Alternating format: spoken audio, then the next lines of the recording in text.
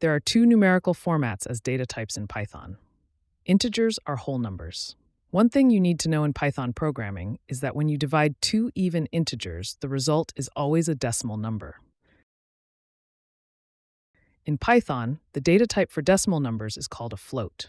In real life, when you divide 4 by 2, the result is 2, but in Python, the result is 2.0.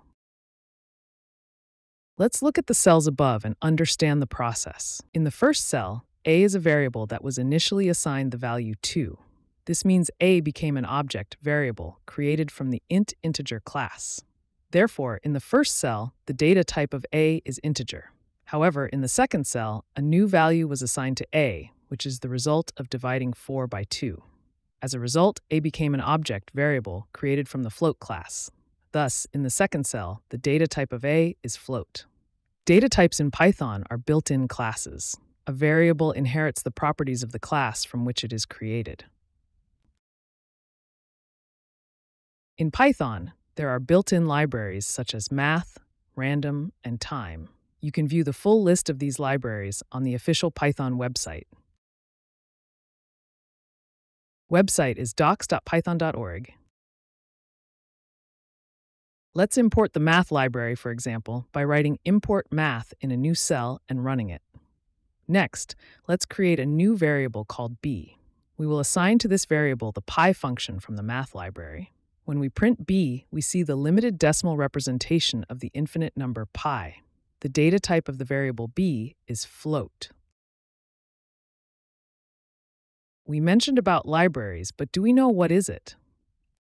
What is a library?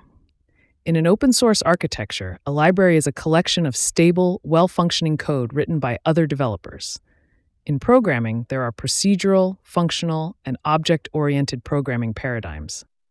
The most recent addition to these paradigms is applied generative AI. Procedural programming is like manually adding numbers from 1 to 100 one by one. Functional programming means managing the procedural structure using mathematical functions within the program. When there are too many functions, we create classes to organize and manage them.